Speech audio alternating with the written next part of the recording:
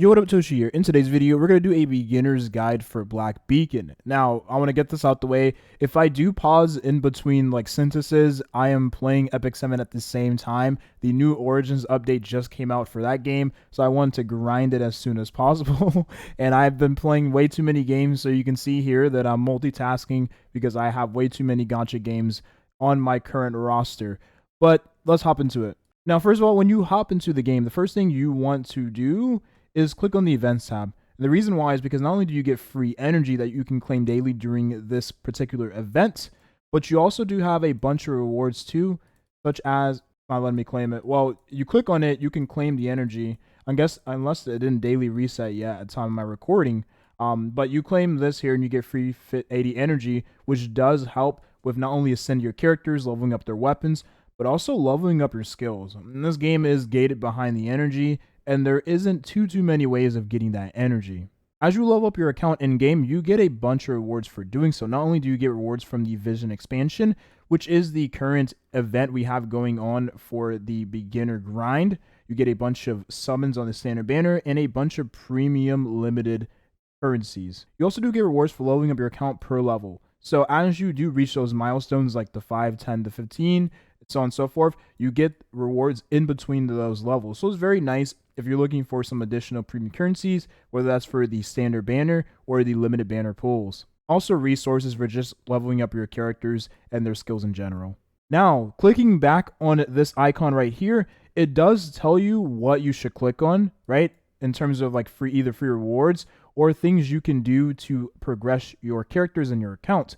So the first thing here, Daily Duty, is getting the free pack I have in the store that I have not claimed yet. And this is also an easy way to be able to get those extra rewards you might not have seen before. So if I click on growth supplies, I now have more supplies for reaching a certain milestone level. I can claim these bad boys, get a bunch of extra pools. I'm not even kidding when I say I'm like pausing in between the video because I'm like playing Epic 7. The Origins update is kind of like, there's just a lot going on right now. And genuinely, I believe personally that they did not have to make it as convoluted as it currently is. All right, so as you do progress your account, you can do your dailies each day, and also the battle pass is in the same spot. So you click on PE bonus, and then you go to the quests portion of it. You have your daily quests, your weekly quests, and your active quests. And this is quests, all of these helps towards progressing not only the battle pass, but also your own level in game. Depending on the rewards you get from completing the quests and stuff like that, you get rewards here, and this does level up your account to give you XP and all that jazz.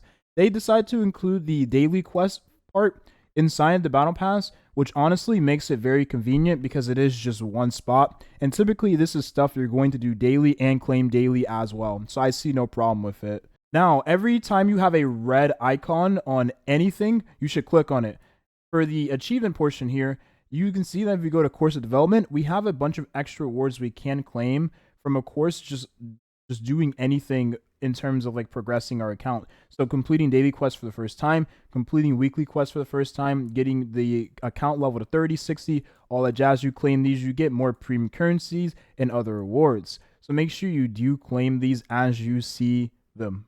The illustration portion doesn't give you any rewards, but it is nice because this is sort of an archives where you can find all of the previous things you've unlocked, whether that be the characters, the costumes, the equipment like weapons, and then other stuff like story recaps in case you're someone who skips story but wants to review it later. Alright, now let's get on to the actual good stuff, the characters.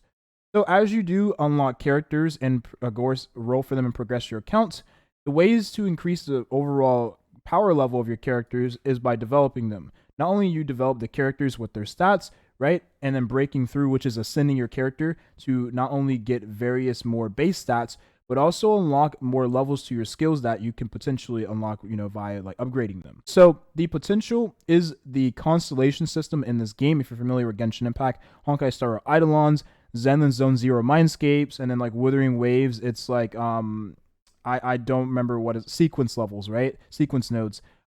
This is the same concept. You get these dupes. You can actually buy one dupe in the shop, but it does require the special premium currency dupe coins that you get from rolling on the banners and getting dupes from those pools. Now, you can level up your weapon, and the way of leveling a weapon is just traditional gacha style. Now, the materials you do get from just overall leveling up your weapon, you have to actually go ahead and fight the stage for it. It is a different stage from your levels, and it is a different stage from your skills. And the skills you can also level up. It's very important to actually level up all your skills as you do get the materials, because this is where most of your damage is going to be coming from. The reason why is because it takes a ton of materials to level up each and every single individual skill. This game, unlike other games from as far as I'm concerned, doesn't have as many like things you need to click on to upgrade. Like in, for instance, Wuthering Waves, I remember you have like 20 different things you needed to click on to upgrade to unlock in the skill tree. This game, it isn't that convoluted, but you still want to make sure that you do upgrade these things as soon as possible, because this is a lot of extra multiplicative damage you have for the skill itself. You also do have a tutorial for each character if you want to learn how to play the character and this is your first time like obtaining the character, rolling for the character, or heck, even if you don't obtain the character, right, and you want to just learn how to play the character, a lot of the time if you go back to the events and then you go to the character trial, depending on the character and of course the banner, you can actually go ahead and try the character out. I mentioned this in the Gacha video, so I won't touch too much more on it, but it is a nice way to learn how to play a character. Okay, now we claim the daily rewards. It took a while because I needed to see the day to reset.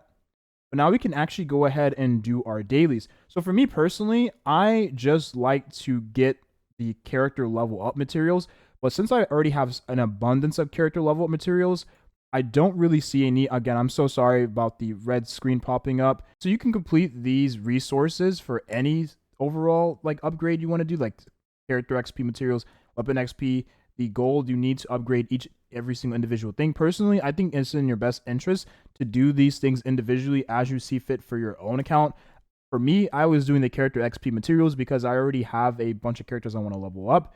But right now, I should probably work on the skills because I have a lot of characters that need their skills to be upgraded. You can see it's an overwhelming amount of skill upgrade materials. And these ones are for different, of course, characters and different elements, stuff like that. So from what I remember using this material to upgrade the skill for Florence. So since I want to progress Florence, I'm going to actually do this stage here. So we click on Florence here, we go back to develop. You can see the materials she needs for her skills are going to be the sketching on the blossom, right? And you get that from that specific stage. And it's actually required for all of her skills. So that's the one I'm going to be tackling mostly because, of course, she is the strongest character I currently have on my account.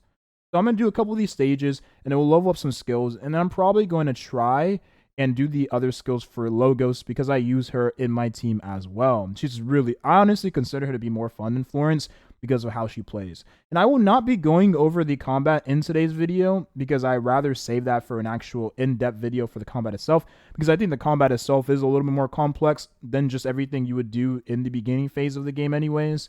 And I'm honestly, at this point, I'm not really concerned with having a proper team because I'm just looking to progress as fast as possible. So I will see you all after I got an abundance of skill materials for Florence's skills. Okay, so after you've completed the stage for the first time, it doesn't matter what stage. It can be stages for the resource materials. It can be stages for the weapon materials. It can be stages for the character materials. As long as you completed the stage one time and got 3 stars, you're able to then sweep the stage. So for me, I'm going to sweep this stage for Florence's materials, and then I'll have to go back and do the stage for Logos' materials because I haven't 3-starred yet. So for me, I'm going to go ahead and probably use about half of the resources I currently have for stamina on Florence's materials because I want to use the other half on my Logos. But again, you can use as many as you see fit depending on who you're progressing on your account. You also do have a daily login, but the rewards for the daily login isn't anything crazy. But we do have a login bonus, so that feels pretty nice. Now for skill prioritization, I found myself using a ton of the basic attacks on the character. So for me personally, I'm going to level up everything by to the next level. And then as I get all these skills to the next level, I'm going to upgrade them again one by one. So I'm looking to just upgrade every single thing one at a time. Just so I can min-max the overall value I'm getting per resource. And again, I use the basic attacks a ton on the character and the skill as well. But I use the basic attacks you do mostly. That's like a huge portion of your damage in this game because you're spamming the basic attacks in between your skills and all that. Again, we'll have a breakdown on the combat. I just want to tell you the skill prioritization in this game and just level up all the skills that, And logos requires a different material altogether, so make sure you are not over farming for one specific character unless you're looking to only invest into that specific character, because each of these characters require different materials, of course, depending on the character themselves. Also, make sure you are doing the task in the walls, shadows, sightings, because you get a bunch of extra rewards. Not only you get character level, like account level material, but you also do get some pulls. You get some currency to upgrade your characters, some other currency to upgrade your character's weapons, and so on and so forth. You get a bunch of extra rewards, even some limited pulls. And it also just helps you follow along in the game and progress your account as a beginner. So it's a very nice tooltip, even alongside the rewards you get. Now, as for the general gacha, we'll brush up on this one last time, even though I made a whole dedicated gacha video, which I suggest you watching that if you want a more in-depth version of what I'm about to say. But overall, do not roll in the weapon banner because you are getting a free weapon. We go back to the events tab. Vulcan's Grace allows you to get a free weapon as long as you do the tasks that are stated here. And then once you do get the free weapon, you could, of course, choose the weapon, even for the limited character on the raid at Florence and for the upcoming limited character after Florence. So do not roll in the weapon banner right now because you're getting a free weapon. Now, as for everything else, you can get this character relatively early into the banner in the form of the soft pity, because soft pity starts at 40, and as you get more pulls after 40, your rate for the 5-star character does go up. But you can lose your 50-50, but if you lose you're not 50-50, but 70 to 30%, you lose your 70 to 30%, your next pity will be a guarantee of the rate up characters. So in this case, Florence. This event banner right here, I do not recommend you to roll on because it does use your limited pools. So do keep that in mind. If you mess up and you're on this banner, it will take your limited pools and not your standard banner pools.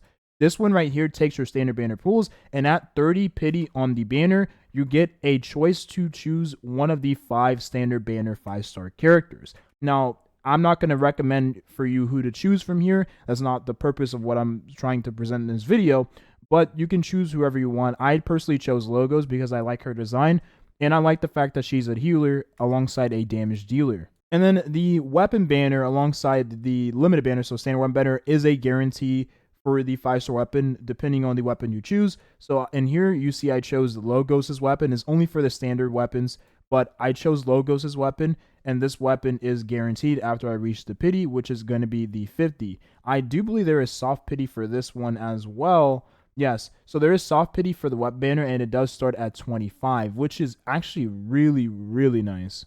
Now we can go ahead and wrap up the video here with just talking about the story and what to look out for as you go through the story. Some story stages have rewards you can get in the form of chests, and they're hidden throughout the stages. Sometimes they're a little bit confusing as to where you can find them, but as long as you go into paths you've never been before, or spots that are a little bit, I would say, like gated until you unlock a new sort of mechanic, and you go back to that stage, you can get that reward from that specific stage. And then it does give you premium currency. So you can see here, I unlocked this chest before, and it shows up in the archive, and it gave me some premium currency for the limited banner, or whatever banner you choose to use the premium currency for. And as you finish the story stages, you get even more rewards in the form of standard banner pools and other various resources, just for, of course, completing certain milestones in the main story stages. Well, that's it. That's a beginner's guide, short and sweet. I guess we can sort of wrap it up with just this part right here, since I'm already on this part of the screen. But if you click on gifts and you gift your certain character you have here various gift rewards, which increases their affection level. After reaching affection level 3, you get a skin for the character. So you can see here, I'm very close to getting the skin for Logos, not Florence. You can put Florence in here and she has her own skin. Every other character has their own skin you get. But it's a very nice feature if you're looking to have more customization for your character. And it's unlocked relatively early into the affection levels anyway, so I think it's pretty nice. That's it. That's the video here. Hopefully you enjoyed. I'll see you all in the next video. It might be a combat guide. Peace.